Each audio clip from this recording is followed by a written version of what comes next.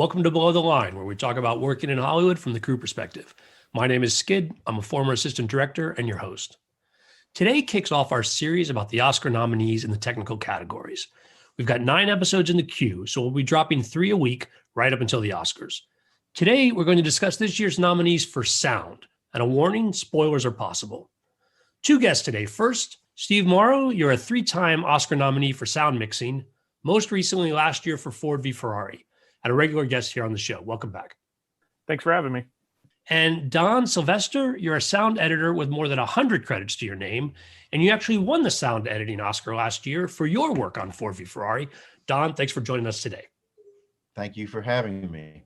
So, gentlemen, 2 items I'd like to discuss before we turn our attention to the nominees. First, what do you think about this year's merger of the sound mixing and sound editing into a single category? On the production mixing side of it, I think at the end of the day, to make sure that everybody kind of understands that the entire sound team is part of the team. And I think that, to divide up the category in the past was smart when it was very specifically different departments, doing different parts of it. But I think probably the newer way of working is that everybody is more of a cohesive team working together for the same, end goal of making the film sound amazing. So I'm okay with the combination of it. Well, this is Don. I think what's happening here is the reason it's even a controversy is because you're taking away an Oscar and you're sort of dumbing down the category and you're allowing people that don't know anything to vote again. And that is rubbing some people the wrong way. I know it rubs the people who are losing their Oscar the wrong way. And those people are the sound editors. And that's the one I won. So I broke it. I'm the last one. But what they're doing is they're doing what the BAFTAs do, which is combining all the elements together into one big sound pie. So while that makes a lot of sense for the people that don't know the difference between sound mixing and sound editing, those of us who do have to sort of work it out. Like it's something that we have to come to grips with. Personally, the technology today has advanced since they invented Oscars. We have tools at our disposal now that in the sound editor's bay and the mixer's bay, which are virtually identical. Whose responsibility is it to mix? Well, it's the mixer, clearly. And whose responsibility is it to edit? It's the editor, really. But when you get on a mixing stage and it's a final go through for the film where the film is being, pristinely mixed and, crafted into what you will now hear, people share the responsibilities. Some of the stuff that's going to be mixed has been pre-mixed by the editor. And some of the stuff that's going to be cut will be cut by the mixer because he's going to want to drop it or move it technically, which is called editing. So nobody really knows at the end of the day, except the principals that worked on the film, who did what. Clearly the mixers mixed, but did they edit? And clearly the editors edited, but did they mix? So nobody knows. One of the things that we discussed on this topic last year when they were still separate categories was that the mixing category was covering both what happens technically post after editing, but also what happens on set, and that people didn't necessarily understand how the mixing was, and there was an issue with editing in the middle as separate. I mean, I guess either merging or going into 3 separate categories would be the other way to sort of split those things up. But to your point, Don, if the post stuff is really a lot of people doing both, it probably makes more sense to be as a team. It looks like there are more names here than there were for each category last year. What I think happened is that they merged the amount of people. So before it was 3 mixers would be nominated for mixing, and 1 or 2 editors would be nominated for sound editing. And now I think they've merged it so that all 5 people can be nominated for it's just sound, the category of sound. So I think the film itself, if you're a Titanic and you could win 14 awards, now you can only win 13 because there's actually 1 less award that you could potentially win. So but I think the number of people on the sound team that could win it would be the same amount of people before. It's just 1 less category, if that makes sense. And I did wonder last year whether it would be the producers that might resist the merger even more than sound professionals. But it sounds like the decision was made by the sound professionals at the Academy, if not with unanimous consent, at least, enough folks thought this was a good way to go. No, they've been working on it for a while. It's definitely a sound-driven, motivated thing. And I think it's because really people got tired of trying to explain the difference. But unfortunately, in my opinion, sometimes you have to know a little bit about something if you're going to give somebody an award for it. In my opinion, I mean, I'm not a makeup artist, so for me, I can only guess what's good makeup, or So in that regard, people didn't know anything about mixing or anything. Of course, we'll recommend him to the podcast, since that's the point of us getting together. Hopefully people learn a little more. There is one other change the Academy made this year I want to talk about before the nominees, and that is the Academy's acknowledgement of the pandemic. One of the things they did was to temporarily suspend the theatrical release requirement for this year's films. Now, there's a separate conversation about eligibility, and there's some nuances there. We can set that aside. But let me ask you guys this. Would you agree or disagree that sound is one of the categories where screening it at home might significantly impact how you assess the craft? Yeah, I mean, I think anytime that you take something that was meant for the theater and you put it in somebody's house, you run the risk of them, having their sound set up incorrectly, their the way that they watch it, their television, what if the cinematography, comes across poorly because they have a bad TV, a bad signal. But I think obviously in this scenario of a global pandemic, there's not much else you can do. The bonus is that the people who nominate the sound category are sound people. So generally speaking, at least for me, I have a decent home theater system that I can listen to it.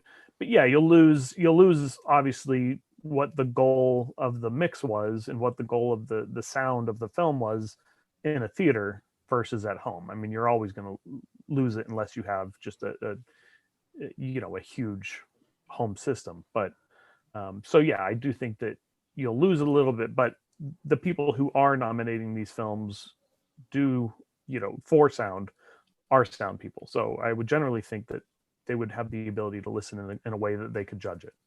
Well, I'm not knocked out by the notion of watching everything on my Sylvania TV. The TVs have come a long way to adding, decent speakers, but in no way do they replicate what's being pushed through it. In no way, not even close. And the problem is, we make two mixes when we do a final film. We make a near field, which is designed basically for your room when you put it on a DVD. Remember those? And then we make a theatrical, which is supposed to have a lot of air and spatial, qualities to it. So if you get the wrong mix for example, you get the theatrical in your house and you're watching it on your flat screen, I'm not sure what you're going to hear. Things that are spatial are not going to be spatial. So let's say you are like Steve and me. I actually, I have some money invested in the sound system because that's, I can write it off. But the idea is that I can't emulate what is in the theater with my system, and that's a little upsetting, especially when you put a lot of detail into it and you're competing with the dishwasher and the dog, and at least in the theater that you're supposed to be quiet. In my house, I keep telling people to take it in the other room if they're gonna if they're gonna text their friends. So yeah, I'm not happy about the whole thing. I think the whole thing is it's a necessary situation. I fear sometimes that some of the movies I see are stereo and not surround. I can't tell. I mean, I go around my speakers like I can't really tell if it's surround or not. And it may be they put up a stereo version of it, and that's not representative of the film. So not crazy about it. Yeah, I also think, am I incorrect in saying that BAFTA decided not to include streaming films? Because I think when I went to, because I'm also a voting member of the British Academy, and when they had their categories out for sound, there was maybe, 12 films versus the normal 150. So I think that the British Academy did not, I could be totally wrong on this, but there was a very limited amount of films for the British Academy this year. In fact, I had 3 films that came out in 2020, and none of them were eligible for even a consideration of the British Academy. Well, for those of us who are in both of these groups, and those of you who are not, there's a portal that you can watch on your TV that streams these films. The Academy portal is very nice. It puts out a 5.1. The BAFTA one, nobody knows what you're listening to. As far as I know, it could be mono. Nobody knows. And at BAFTA, if you're listening, I'm sorry. I pay my dues, but I do not think that's a good presentation. So the whole thing is got a big asterisk by it, if you ask me. Steve, to your point about the eligibility of films, some of the nuance there that I alluded to earlier was that you had to have intended to have a theatrical release and then just dropped it because of the pandemic. You couldn't be strictly streaming as your release. Although, again, how that all sort of fits together and ends up, hopefully, for all of us, this is temporary, and next year we can see films in the theater again. Are you saying that the Netflix movies didn't make it? Unless well, it used to be that Netflix had to put it in the theater for 2 weeks. And so this year no one had to put it in the theater, but if they intended to put it in the theater, how you measure that, I'm not clear exactly, but if you had intended to, you could be eligible, even if you didn't have the actual week in an LA theater, which is normally required. The movie I did the last year, which was The Prom, obviously not an Academy nominated film, but it was not eligible at all for a BAFTA at all. So looking at it, I'm not sure what the eligibility is or whether they even bothered to submit it. I don't know what that process is for them. So, well, let's turn our attention to the films that did get nominated this year, and we'll talk about them in alphabetical order. First up is Greyhound, and the nominated team is Warren Shaw, Michael Minkler, Bo Borders, and David Wyman. What did you guys think about the sound in this film? I mean, I when I watched the film, I really enjoyed, to me the Greyhound is an amazing war scene. I don't know that it's an incredible story from beginning to end, as a traditional movie, but I thought sound wise it was, they did a fantastic job in making you feel the intensity of that battle, and they brought you into the front of it. I mean, by the end of it, I'm worn out, just like, obviously not like they were, but I'm worn out watching it, as there was so much happening the entire, from beginning to end in that film. There's a basic question that I think I want to bring up in the very beginning here, and what are you looking for in best sound? Okay, so what is best sound? Why is one sound better than another? I mean, why is one sound performance better or best?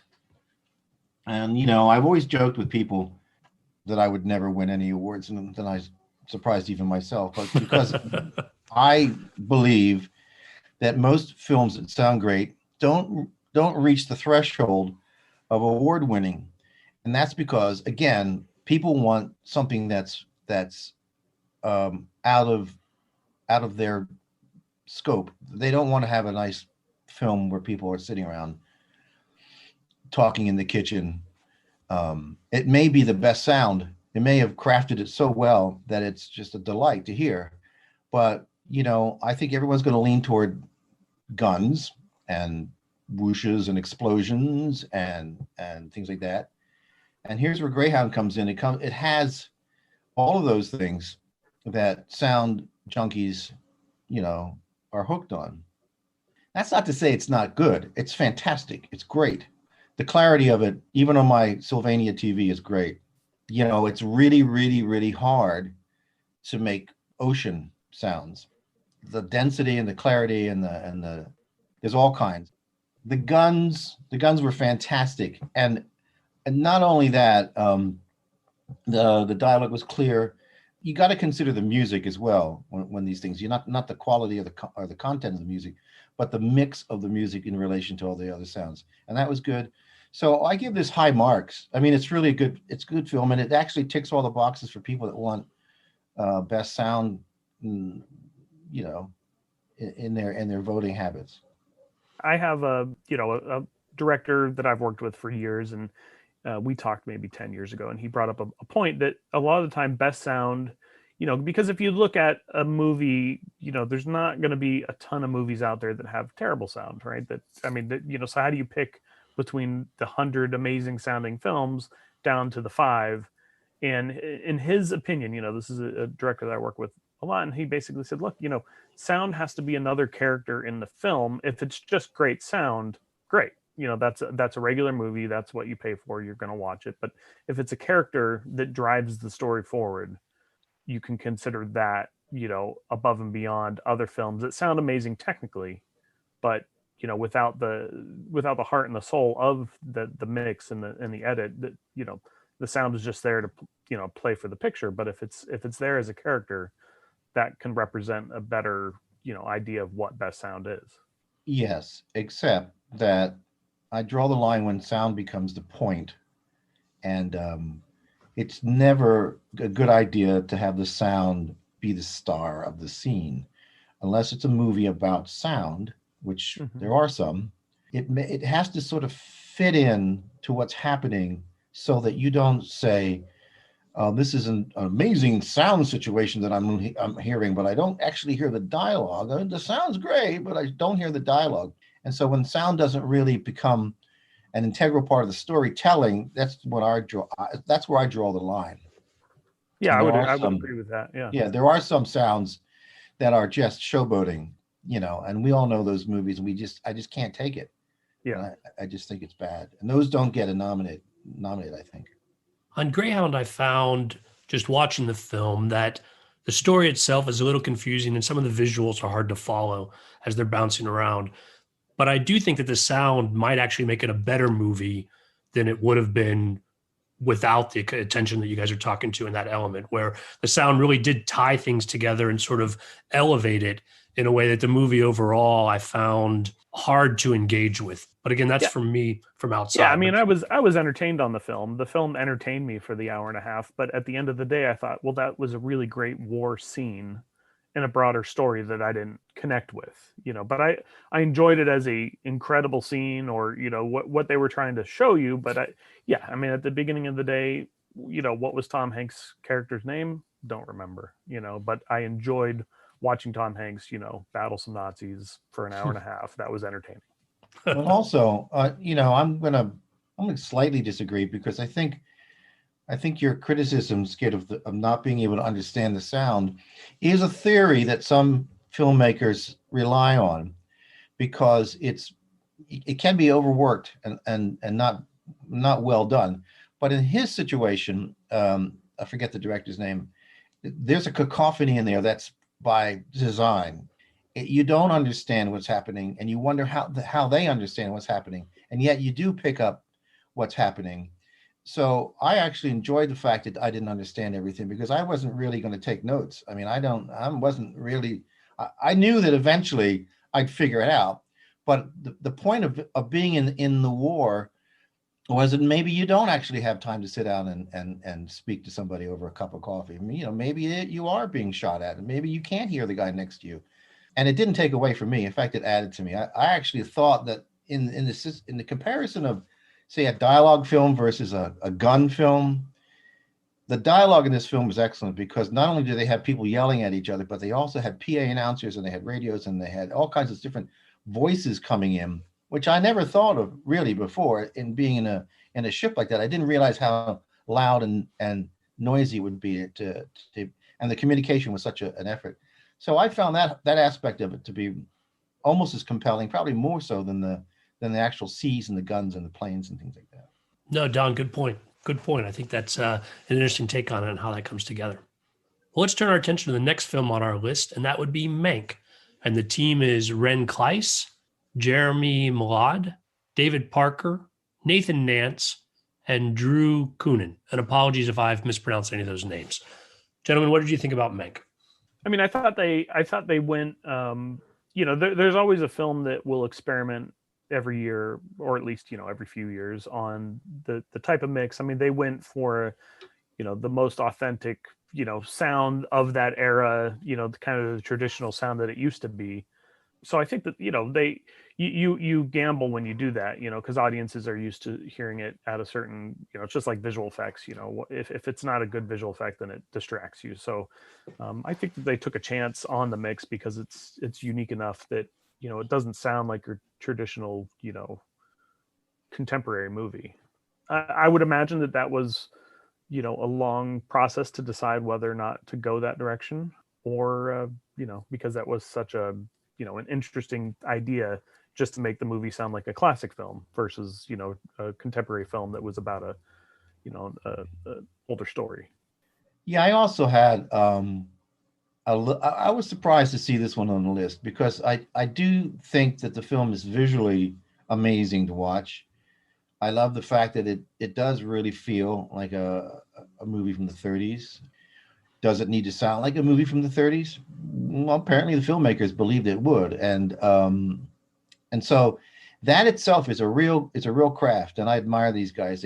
They really knew what they were doing when they made this soundtrack. If you were to study this in a film class, I think you'd come away and you'd say this is an amazing accomplishment, and it is. It's amazing. Yeah, Now, it's at the end of the it's a day, ballsy choice, right? To it make is, yeah. 30s. But at the end of the day, you're sitting at home going, "Man, did you hear how that almost sounded like mono, honey?" Um, what kind of mics are they using, dear? It's a little academic for me, and it didn't take away sound didn't take away from my enjoyment, nor did it add to it. It was very appropriate for the film, and I know the people that worked on it worked very hard on it, and they put a lot of thought into it, and so I admire that. I'm not sure about the award worthiness of it. Well, if I was to go watch the film again, coach me a little. What would I listen for that you think were anachronistic approaches to the movie? As you said, that they did it like a movie from an earlier age. What are the sort of things that I might notice if I was specifically listening for those differences? I think if you watch the film, if you watch Mank, any of the scenes that are kind of outdoors, indoors, they all have this reverb or echo that almost sounds like you're still inside. And I think that that's somewhat unique to the 30s, to the movie making in that sense. But because, traditionally when you watch a movie now, if you're outside, it doesn't sound like you're in an echo, an echoey room. And I think that was done, purposeful. And also the quality of the recording itself probably started out as a fantastic recording, and then they brought it down to sound, like a reel to reel analog, thinner sound than you would get now. If you just listen to the dialogue specifically, you'll hear the echo. You hear the kind of lower lo-fi quality of the recording, which I'm sure wasn't done on set. I'm sure it was handed over to post with a clean sounding track, and then post production chose to do the different treatments on it. I agree with everything you said because it's almost like I don't know if people can tell the difference between optical and magnetic and digital and all that. These guys do, and it's almost like it's an optical. Take all the good aspects of an optical track. It sounds like that.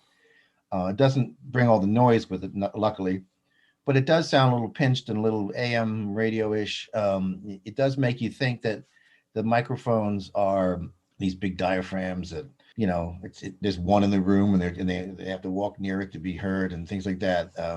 Even the loops, there's loops galore in there, and you don't pick them out. You don't pick out the ADR, and so even the music itself is kind of centered on the screen, as if the whole movie was in a mono format. It's not.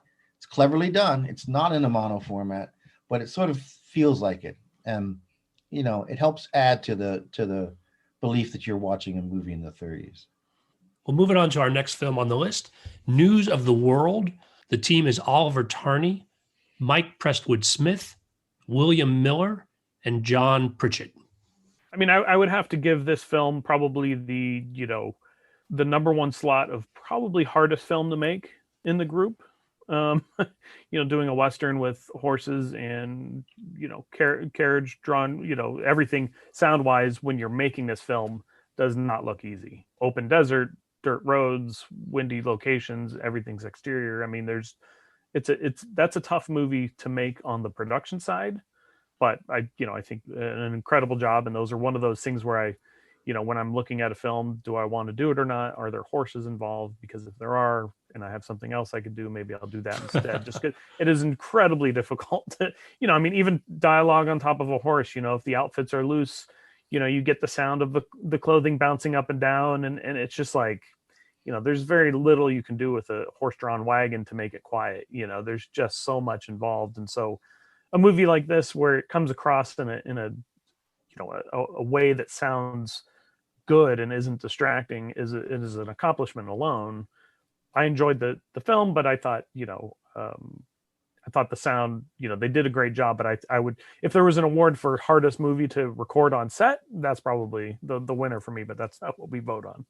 I did a Western, and I'd always want, sound guys always have a list of movies they want to check off. Like, yeah, I want to make a war movie, a space movie, a Western, and more. There's more on that list. So I did a Western, and man, was it satisfying. There's something about the romanticness and nostalgia of a Western movie that when you hit the pocket with the leather and the guns and the horses and the wind and the sand, and when you hear all that stuff, it's really great. And I think Americans resonate towards something like that. I mean, it's like our folklore, and we want to get into the the nostalgia of the whole thing. Oh, that's when America was growing and we were young and naive, and look at the sky's blue and water's clean. So I think that this is one of those kind of nostalgic type movies that really resonates with people. I think Oliver did a fantastic job. I do know how hard it is to get the saddle out of your dialogue. Little things like that only sound people worry about. But it hits all the marks. It may be slightly underwhelming for some people that want to shoot them out because there aren't too many guns, and that's what I always thought would win. The more guns you win. But I think it's really a thoughtful approach. And again, if you have Tom Hanks, you're going to be nominated for sound this year. Apparently, he's in 2 out of 5. I liked it a lot, and I thought they did a really good job. And notwithstanding the static electricity of filming in the West outside, it's tough. It's really hard, but they did it. They did a good job.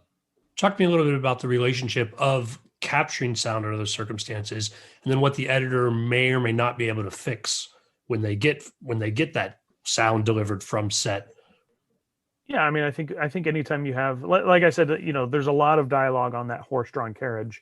Depending on how they're shooting it, it's attached to a car or attached to an electric car that's pulling it down a dirt road, but it's gonna shatter and shake and and creak and things that you try to fix on set, with some lubricant or some tape or double stick, and do the best you can. But I think sometimes it's just the emotion and the acting. From Tom Hanks, he gets quiet sometimes on that when he's talking to the little girl. He gets real quiet and into his own brain. And I think those are probably those moments where it's, you do the best you can. You give him a guide track, and you just know that there's nothing you can do, because if you ask them to bring up their performance, you're losing the acting or the emotion of the scene just for the sake of saving something, or maybe potentially saving something on set where well, this is going to have to be re-recorded, and maybe you do it on set after the take, and you record it wild, and maybe they can slip it in, maybe they can't. But Don was saying that you have a static electricity out in the desert, and that goes crazy on microphones and recording and things of that nature. And so a lot of the time you don't even hear it on set. It's on the hard drive that you're turning in, and so those are things that can zap you, that you can't even be aware of until you're already off that scene, off that set. So I can tell you stories about that. Is that from 310 to Yuma? Is that your Western? 310 to Yuma was in New Mexico, which was a dry heat. And This is also In- where the News of the World was filmed in New Mexico. right. Well, that's why I can really sympathize. It's there's a really okay. There's a few things that you can do to clean up. It depends on what you're cleaning up. Digital snaps will destroy a word, so you can't clean that up. You can only take it out, and the next thing you know, you're going to have to re-record it or try and combine takes and things like that. So there's a lot of obvious things that explode in the microphone that you want to get out. The things you can't really deal with are the natural sounds that permeate into the microphone along with the dialogue. A lot of people say that's great, but if you're trying to sort of focus on the dialogue and you've got a lot of cicadas, you've got a lot of other things happening around you, you've got to resort to some kind of technical wizardry, which then takes away the quality of the voice. And so it's a fine line. You can probably dance the dance and really wipe out all the extraneous noise. But then again, what do you do when then you got to put it back in with some sound effects. So it's a real tough one when there's real natural sounds playing throughout your film and you want them to actually, it's tough to hear the dialogue and understand the important lines that need to be focused on. So it's hard. And there's a big debate as to how clean you want it and how dirty you can allow it. But there are some things you must get out. Just because, it sounds like your Sylvania TV is broken. I'm going to get a Sylvania TV in the mail, I think. Yeah, you're going to get the last one that they have in the warehouse. I'm going to hopefully hope they're Sylvania. Love you, babe. So turning our attention to the fourth film on our list, Disney's Soul, the team is Ren Kleiss, Koya Elliott, and David Parker. This is sort of the opposite end of the spectrum of what we were discussing on News of the World, where in fact you can control every aspect of your sound. You're not worried about what you have to capture on set. How did you guys assess this film? This one's a tough one for me. Being the production mixer and being on set recording, I animated films to me are always sound amazing, because you have so much control and you're very specific of what, and you can also run the danger of not having, enough. But I mean, this film to me was, it was true to the character of him just being, jazzy, or the jazz character kind of throughout, where the mix, from real life to the I guess before life, pre-life, or afterlife, however you want to see it. I thought was kind of interesting, because the real world was noisy and messy, especially when he comes out of the hospital and, it's just pure chaos in New York street. It's an interesting mix because they literally chose everything based on, what the animation showed. So I think it was interesting enough. I also love a lot of the comedy bits, where the souls are going off into the light and it sounds like a bug zapper. It's like, you listen to these things and you just think, oh, that's pretty smart. And it could have been anything, And so I think that there's a lot of creativity, especially when you get into animation. But on the production side of it, it's difficult, because I think, like I said, all movies really sound amazing once they get to you. But it is the point, what is the point of the mix to show the film off to the audience? All right, this is like 180 degrees apart from News of the World. I don't know how you can compare Soul to News of the World. I mean, if they did the animation out in the desert, maybe we could figure it out. But they didn't. They did it over a couple of years, maybe 5 years, and they have a really all animation, not just Soul. All animation has an unfair advantage to making great sound because they invent it from the bottom up. There's nothing left to chance. It's completely constructed, and therefore it should sound good, and it does. It sounds amazing. It's great. The music's great. Everything is beautiful. But I'm having a hard time comparing it to Mank, for example, or even News of the World. I mean, it's completely constructed in a studio. There is no production mixer. there's a discussion amongst people saying like, well, should the guy that records the dialogue in the ADR studio, he's the production mixer, right? Because that's the production, and that is not the production. That is a post-production approach.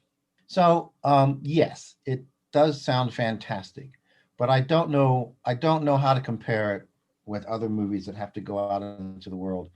And well, okay, maybe Greyhound, because Greyhound was not shot in the Atlantic Ocean. Maybe Greyhound would compare, except that Greyhound did have people performing on the set, and Soul doesn't. It has people performing on an ADR stage, and they can stop and start, and they can cut out letters and words and things like that. And you know, they have complete control. So I don't know.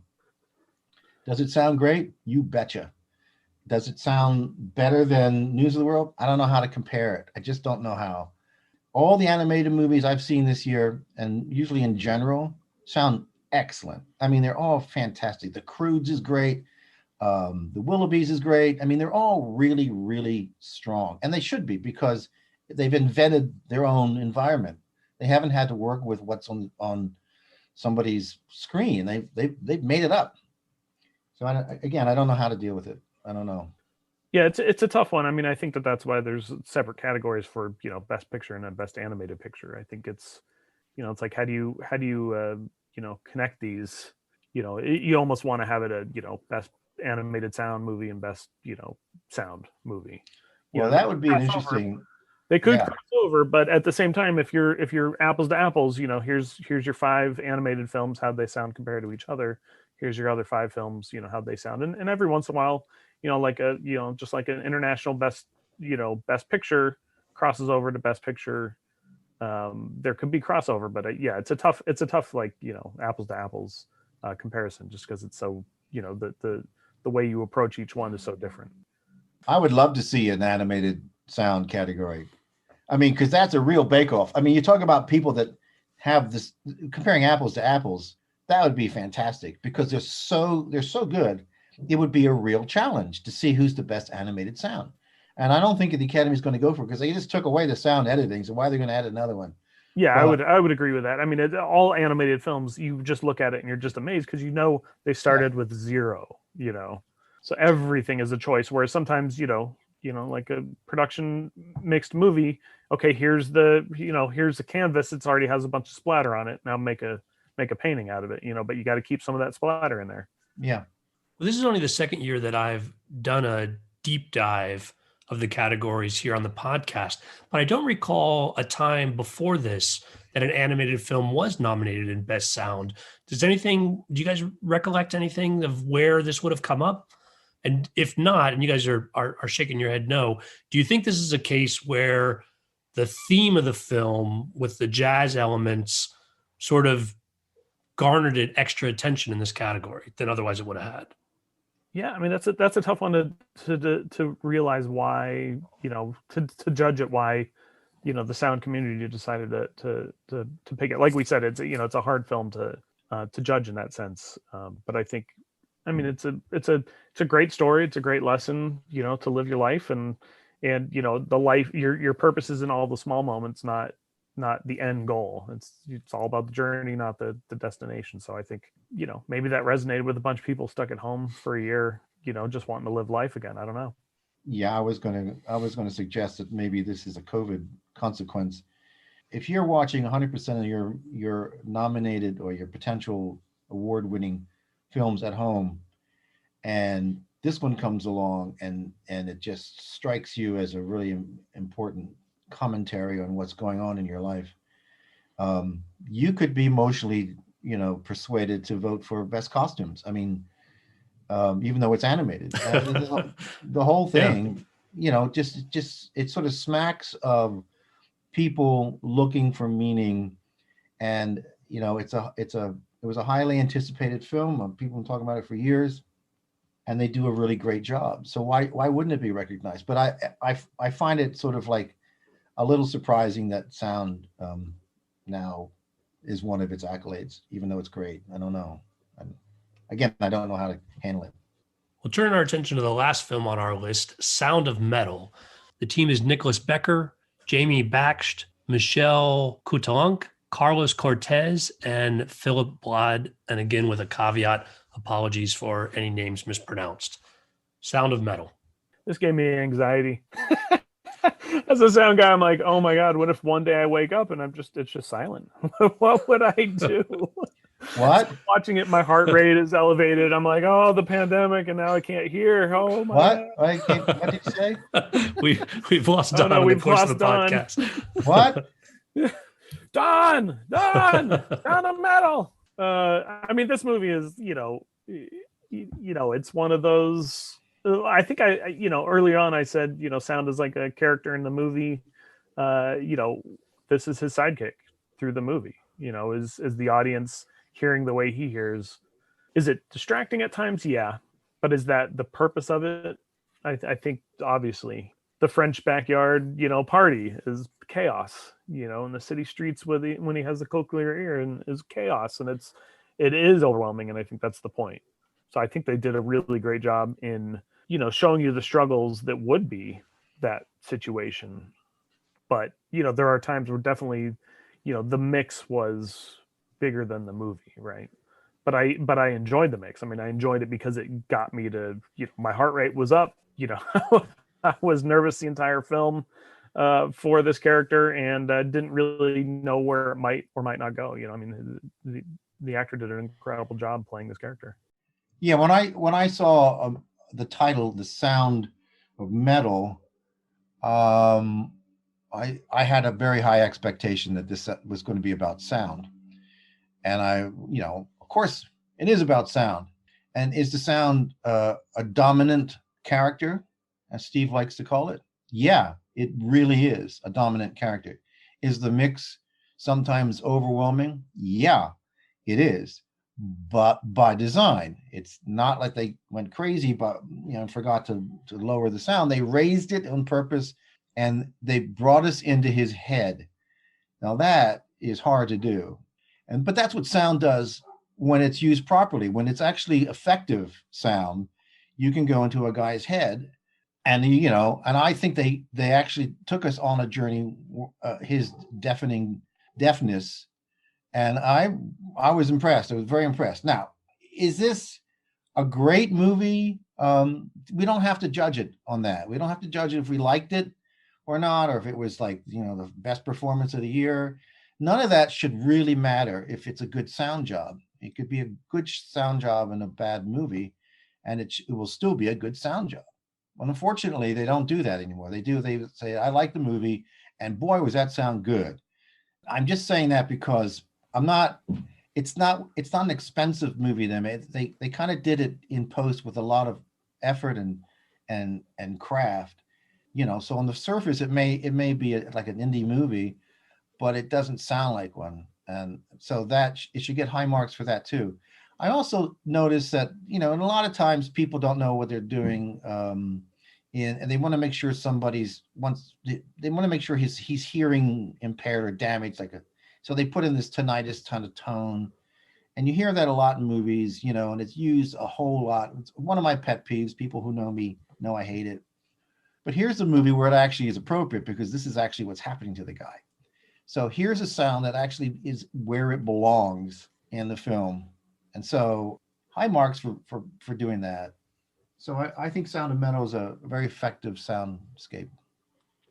And when we're talking about how the team comes together, is this a movie where a lot of the weight is carried by the editor? In other words, a lot of the effects and things you're talking about are clearly post, that therefore, obviously on set, he's capturing what he needs. But a lot of these creative decisions, which they probably know they're going to do in advance, require expertise in post. And so the balance is not maybe as equal on, say, some of these other films. Well, I think it's hard. I think you go into any movie, I think any production mixer is going to record on set the best they can, and give post-production as much material as possible. And then what post-production does with it is what they do with it. So like in the case of Mank, that wasn't recorded with, a reel-to-reel and an old microphone to make it sound like that. It was recorded with the best technology and then handed off and said, okay, do what you want to do with this. There are obviously movies that the production mixer is very much involved in getting things on set, that are going to be specifically hard to get later on. But I think in general, it's, the production side of it, you're always trying to record, the best you can. And obviously on a film like this, where they know in advance that they're going to have, these issues and the actors are obviously acting this way.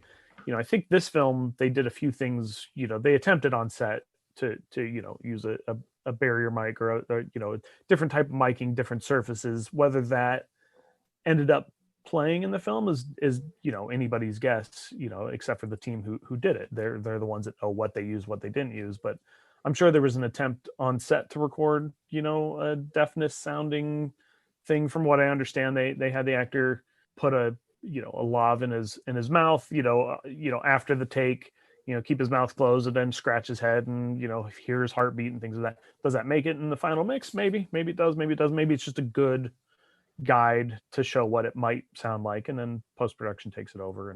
But as an effort, as a full sound team, I think it's a heavy post-production film, because none of that, you're not going to record cochlear implant on the streets for days and say this is what this is.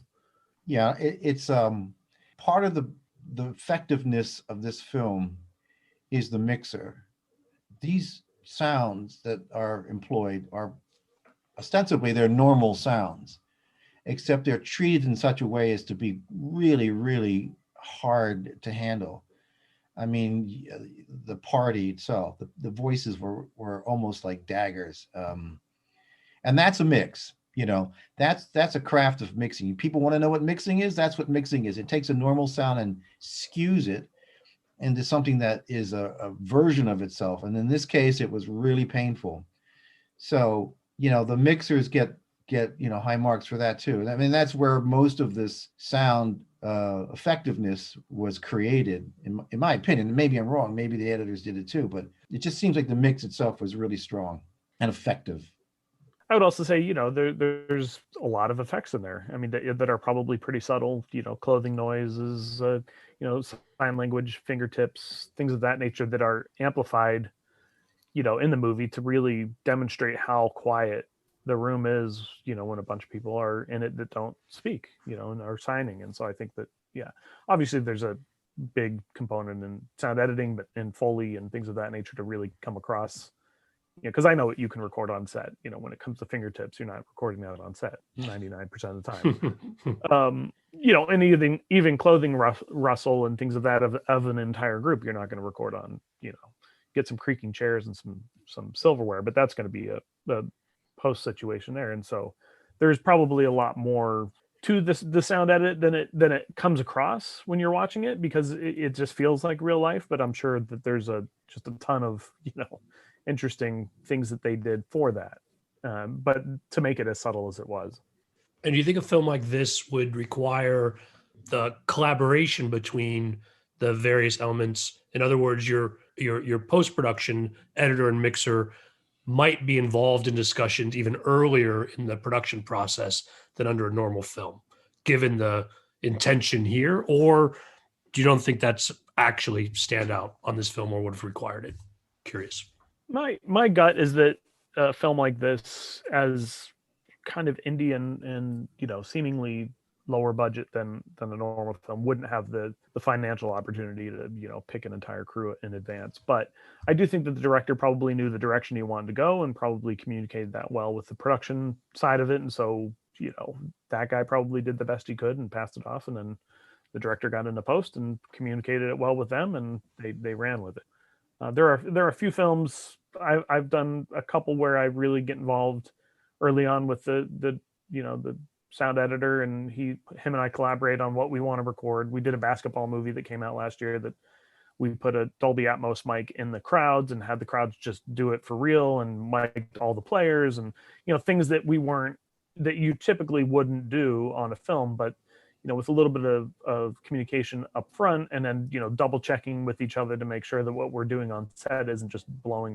the mix out, or isn't just ruining the film and they have to re-record it. There is that communication sometimes, but that's pretty specific in the situations. That was more of an experimental, hey, do you want to try Dolby Atmos with crowds on set? and then get the actors and the radio mics for the center channel, and then let's see how that all unfolds.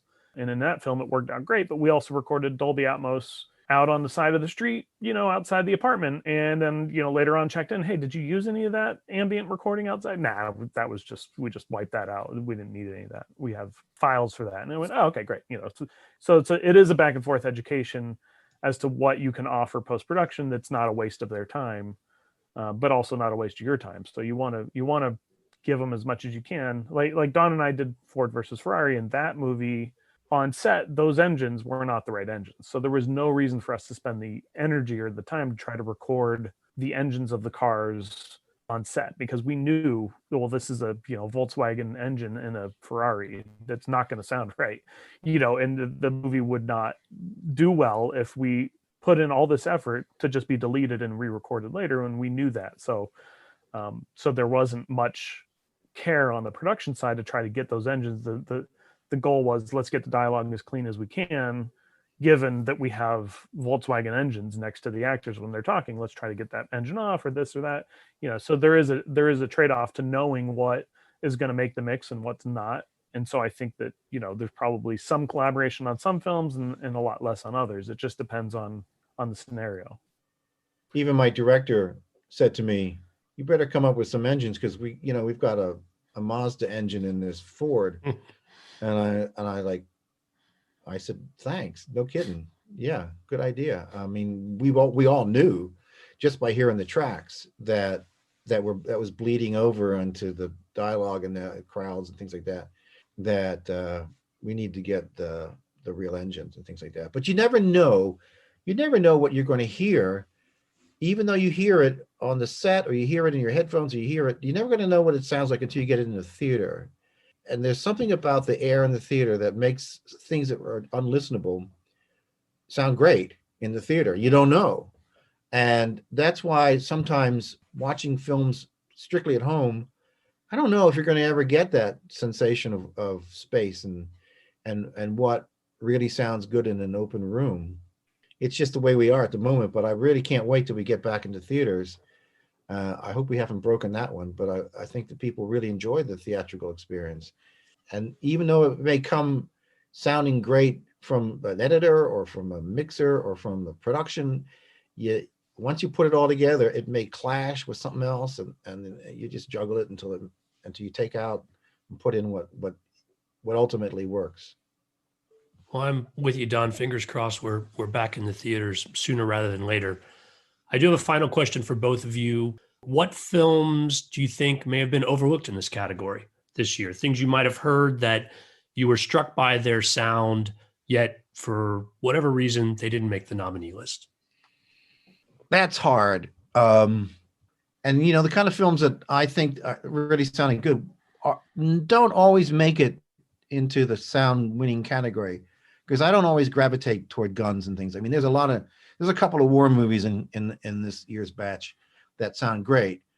They would normally be selected, I think, for inclusion. But what I think were two great sounding films were, I think Promising Woman sounded really good, and I think The Dig sounded really good. And both for reasons that don't probably make everybody else excited. I mean, they both were well recorded in production. The atmospheres and the locations sounded fantastic. There was a little bit of razzle dazzle here and there in The Promising Woman. There wasn't any razzle dazzle in The Dig, but the whole thing captured the mood very well. And I that's what I look for. Does the sound tell the story? Does it promote the story? And is it emotional in its connotation? Does it have, does it support everything?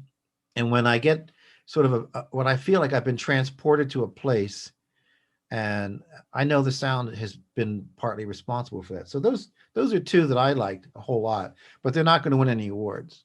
They should, but they're not. Yeah, I like The Promising Young Woman as well. I thought that, I mean, it's one of those movies that even I guess the music, helped with some of those scenes as well to really pull them off. But the mix was nice. It was a great sounding film. I think you also have, a movie like Ma Rain, that also sounded great and it was interesting mix wise. But yeah, it's a funky year for sure. I mean, at least in my memory, is one of our first best sounding animated films. So it's a strange year to judge what did or didn't make it. But overall, I think the 5 nominees, are there for a reason this year, and I wish them all the best. It's a strange year to be nominated, probably to go to the Oscars, or not go to the Oscars, or stream it or not stream it. I mean, there's a lot of things that when you're nominated, you get to participate in that may or may not happen this year. There's a nice dinner. There's different events that you do in person that I don't know if they'll happen for the nominees this year, which is kind of sad for them. But at the same token, hey, you're nominated for an Oscar. That's not a bad place to be in, that you can't participate maybe in person this year. I want to thank you guys both for coming on today and going over these films with us.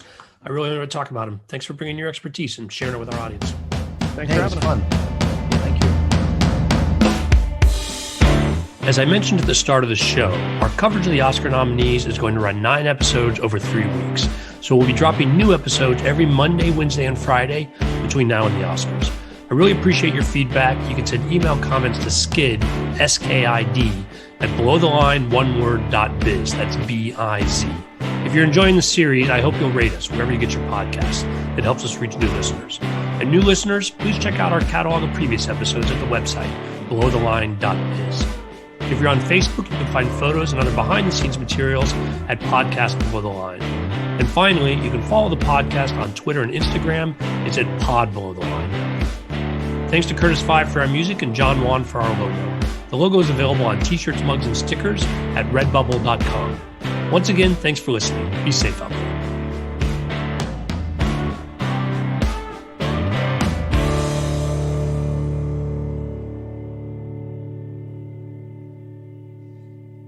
Can you hear my lawnmower? Very slightly. Who mows their yard on a Saturday? The guy trying to get $50 from you because he knows you're doing a podcast.